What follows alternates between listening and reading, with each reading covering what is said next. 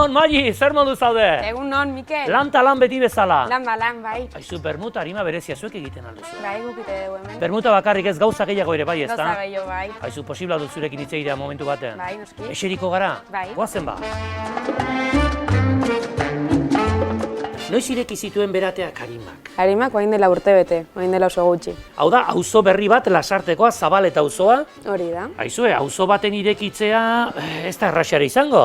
Jende asko etortzen da? Bai. Bai. Bai. Bertakoa Lasartetik baita ere edo beste leku batzutik edo? Lasarteko jendia eta gero bai Urnietako jendia, Hernaniko jendia, Donostiko jendia. Eta non dago sekretu auzo baten horrelako taberna batek funtzionatzeko? Jendearekin dakagun azkenean hurbiltasuna eta gero gure produktuak.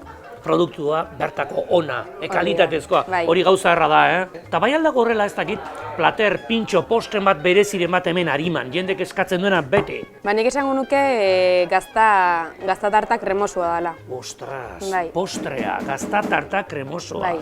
Ni gozogile naiz, eta ni gauza hauetaz asko entenditzen dut.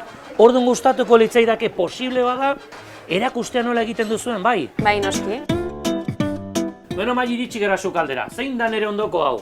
Bueno, hau Miguel da, gure tabernako sukaldaria, eta berak erakutsiko digu nola egitean gazta tarta kremosoa. Venga ba, aber Magi, osagaiak, esango dizkidazu? Gazta dakagu, gero gaieta, arrautzak, azukrea eta gero nata. Lehenengo pausua natazko 600 gramo botatzea da, eta bigarren pausua 250 azukre. Ondoren 5 arrautz botako ditugu, nahastu ingo dugu. Orain gazta botako dugu, 800 gramo. Ni probatzeko gogua dakate, Magi. Bueltaka, Bueltaka. Haze itxura dakan hone, Magi, Oain gaieta jarriko diogu. Aizu, Magi, eta noren errezeta da hau? Rezeta hau Miguelena da. Miguelena? Jo, Bai. Miguel. Eta bukatzeko marrubiak. Oaintzen da nirentzat momentu gogorrena. Miguel, Magi. Ze itxura dakan honek, oso diferentea da, baino? Izugarria, oso ona dago. Jarraitzen du.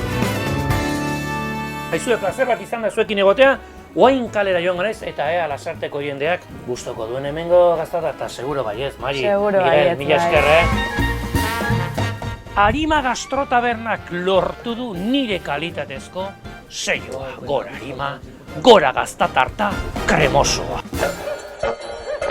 Gaurko gure erronka postreen izenak ingelesez jakitea. Nola moldatuko dira gure lasartearrak?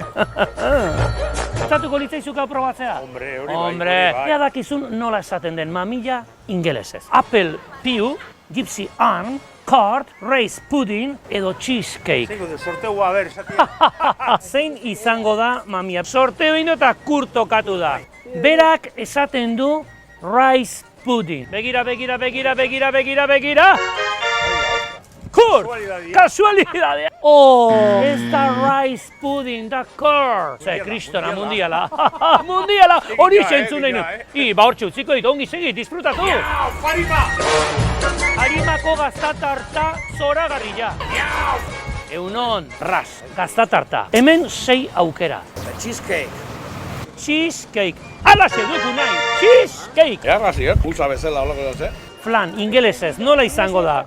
Flan, begiratu ongi. Listen to me and repeat me. Costard. Zein da orduan? Costard. Ze jartzen du hemen atzean? Zuko probatu nahizu? Venga. Venga, bai, costard. Osongi.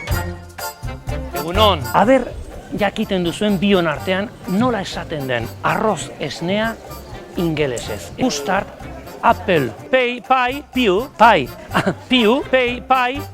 apple pie. Bosgarrena, rice pudding. Begirazak, rice pudding. Osongi artista! Bueno, gozatu eta disfrutatu, bale? Venga, aio, kuadrilla! Aio!